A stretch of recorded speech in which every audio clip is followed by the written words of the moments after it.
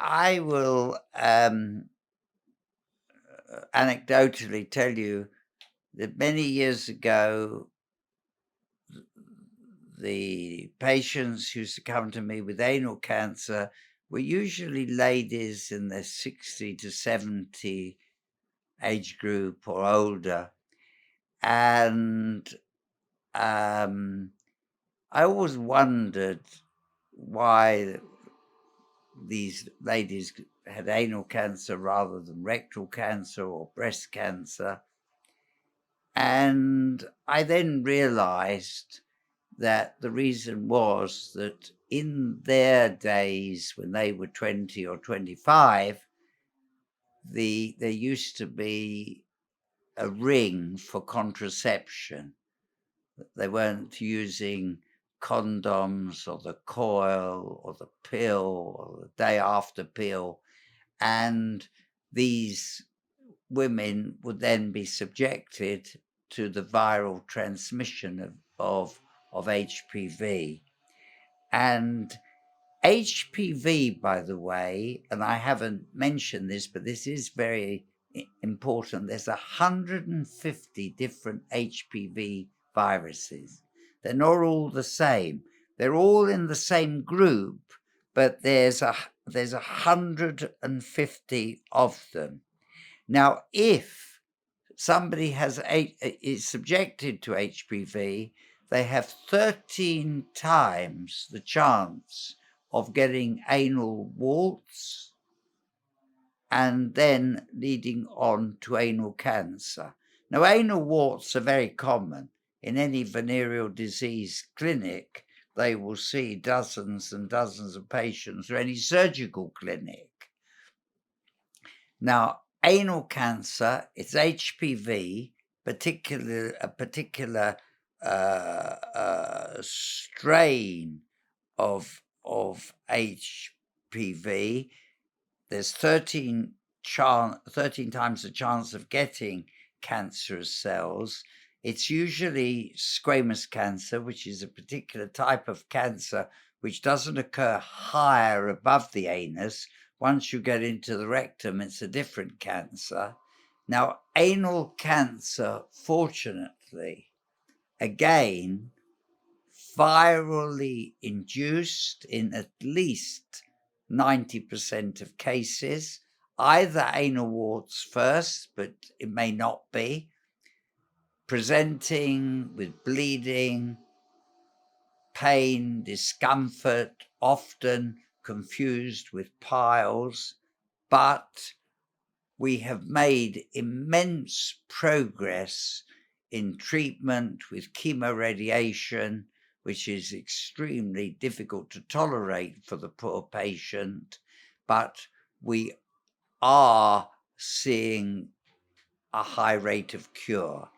And I would like to just add in this section that just because a patient has anal warts and anal cancer, it does not mean that it was sexually transmitted. The majority of them may have been, but not all of them. And it shouldn't be a stigma that genital warts and anal cancer can occur even without sexual transmission. And I should have made that clear, because the last thing I want to do, sir, is to stigmatize anybody's behavior or insinuate disease is always related to behavior. What is the difference between anal and rectal and colon cancer? Anal cancer is from the begin the end of the alimentary system, or the beginning, whichever way you're looking at it, to maybe you would say one can't say the digestive tract, the alimentary tract, and it's the end point of the elimination of feces, obviously. Now,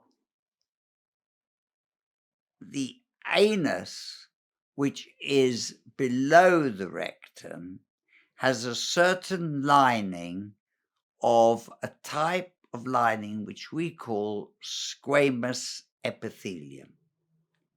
Now, squamous epithelium just means the cells are called squamous, and they are the sort of cells that you also find in the mouth, they're in the skin. These are all squamous. This is like the little tissue around the opening of the anus that we're all familiar with when you wipe your bottom. And a few inches in. Right. There's squamous up to 4, 5, 6, 7 inches. Anal canals vary as all dimensions of all organs in every different person. Right. Once you get above that, you get into the alimentary tract proper and the rectum, where you get a different type of cell lining called adenocarcinoma. So we have, but these are usually squamous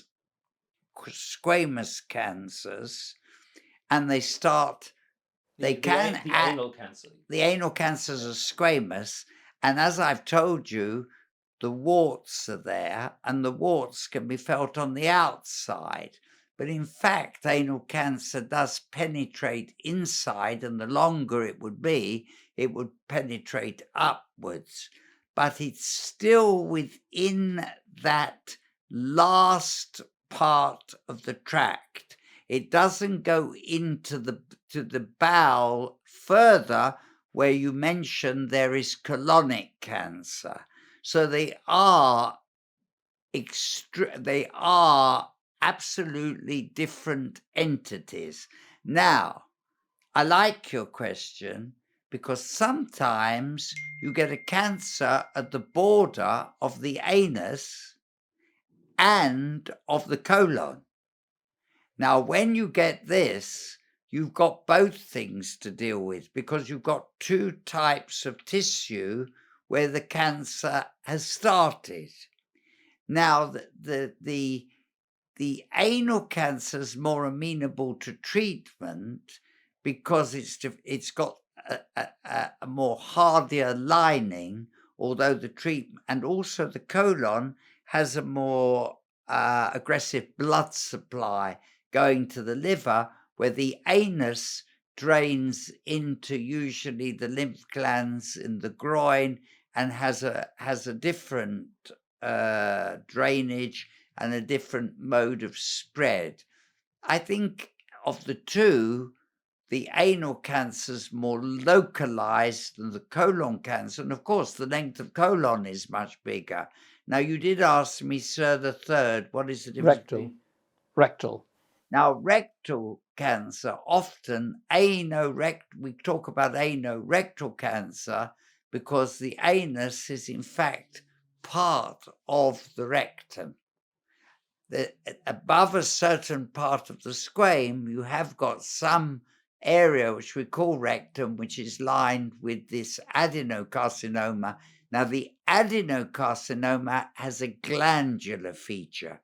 It secretes mucus. The anus doesn't. It has to be more hardy. I mean, one doesn't want to be vulgar, but during defecation, you want something harder at the end of your body rather than something softer and less hardy. So there is a difference. And the anus reaches the anal margin, where piles are predominant, hemorrhoids. So you've got from the opening to a certain degree upwards. Thank you for listening. I hope you found this interesting, and if you did, please subscribe.